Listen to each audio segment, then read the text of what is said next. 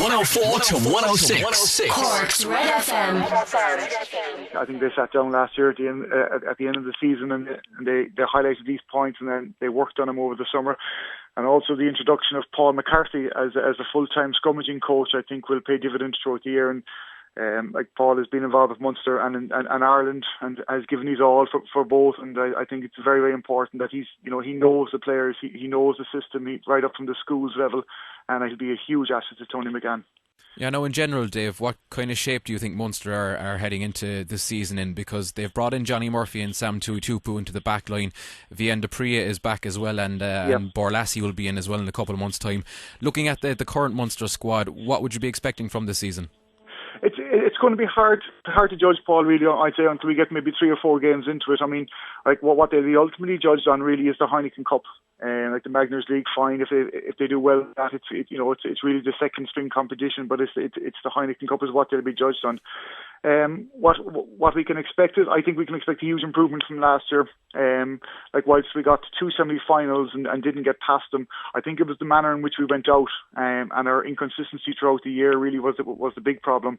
There was no consistency. We were hot and cold. We were good against some teams. We were poor against other teams. And, even playing in Thomond Park really didn't matter. We still played quite poorly at times. So I think a small bit of consistency. And I think, like you spoke of the new players coming in, but I think also it's very important to, reiterate the players that are coming back in from injury as well, the likes of Dennis Leamy, Felix Jones and Donncha Ryan.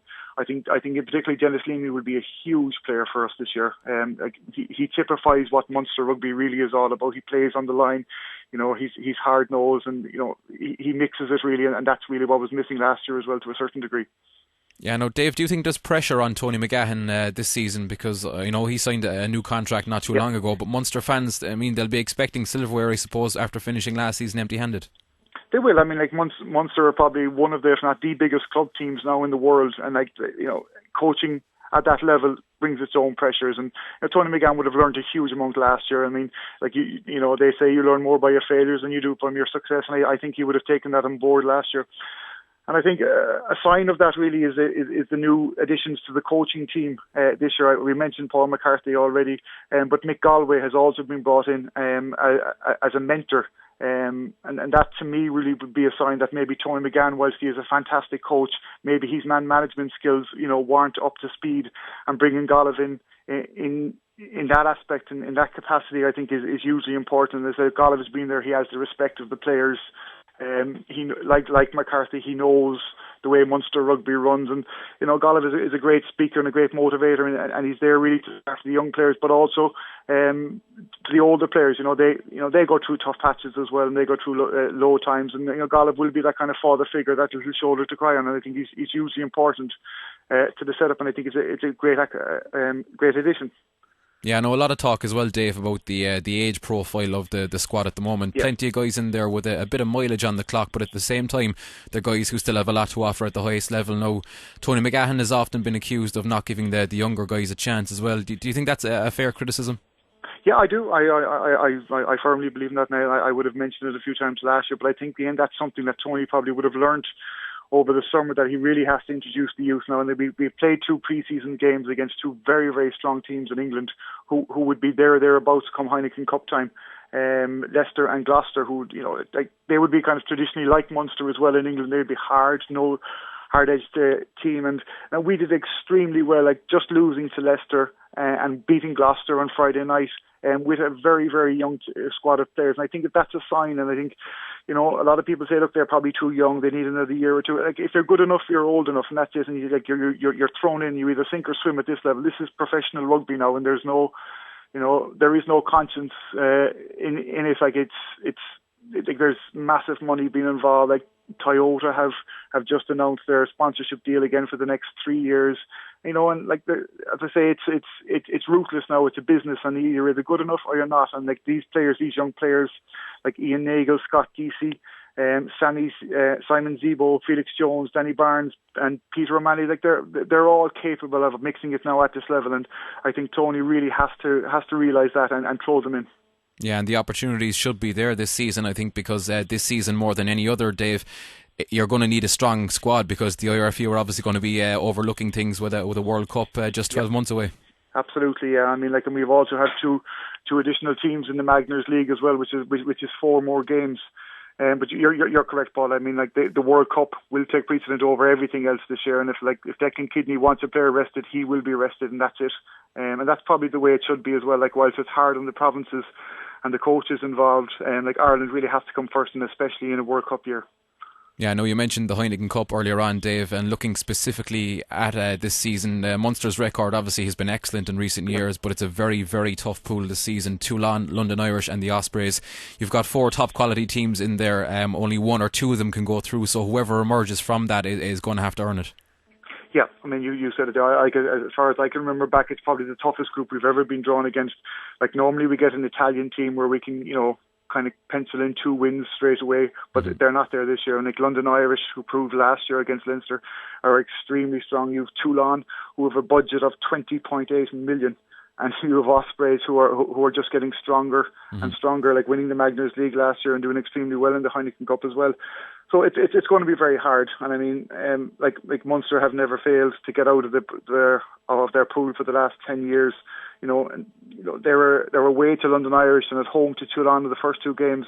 And realistically, if they lose those 2 games, they're out. They're gone. They're finished. It would be very, very hard to get back up into the running at that stage. So it's going to be extremely hard. And I think injuries. If we can stay clear from injuries, I think we're certainly good enough to get through to the knockout stages. But after that, I don't know. I think we're a team in transition at the moment, and it might take 2 or 3 years for us to get up to the kind of final, semi-final stages again. Yeah, no, injuries certainly do seem to be a relevant point at the moment as well, Dave, as you said, because Keith Earls just picking up an injury last week. But Paul O'Connell as well is going to be a huge loss again for Munster as long as he's out of action.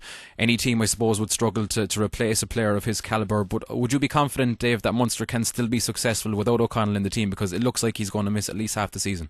Yeah, I think they can. I mean, players like Ian Nagle and Donnacha Ryan coming back into the setup. I mean, they're there long enough now at this stage, Paul. And like as I say, we throw them in, and we would play them again in the lesser games. They do extremely well. But yet, when it comes to the Heineken Cup and the bigger games, we kind of neglect them a bit.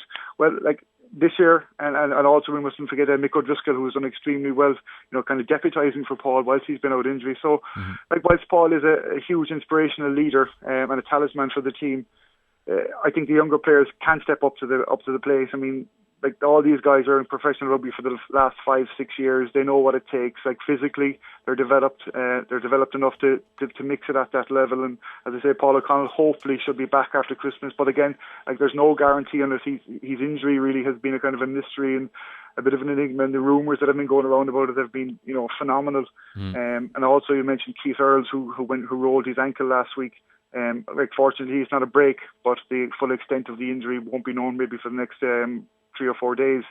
So it's probably ligament damage, and that can be worse than a break at times. So you could be talking, 3 to 4 months before he even gets back running again. So injuries are huge. A small bit of luck and just a bit of consistency in which we've started the ball rolling well now with the pre-seasons. So we just got to keep it going now. Yeah, just finally, Dave, before I let you go, it is Aironi next weekend in the Magners League. Difficult to know really what to expect from them, given that it's their first season together. Would there be any chance, do you think, of an upset? I don't think so, Paul. No, I really don't. I mean, whilst they've spent around $6 million in kind of getting their squad together over the summer, and they've signed Nick Williams, the number 8 from Munster last year.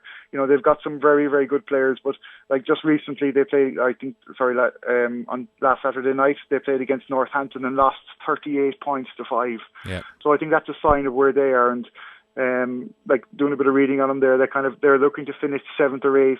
In the league, which in my opinion would be very, very good standing for them at the end of it. But I just think it'll take them a year or 2 to get up to the level, and until they play a few games, and they're playing against Munster at home in their first game really will be a good test for them. But I don't think Munster should be upset by them. I just think they're too new. They'll fight well. They'll show good front, but Munster should be too classy for them. 104 to 106. Cork's Red FM.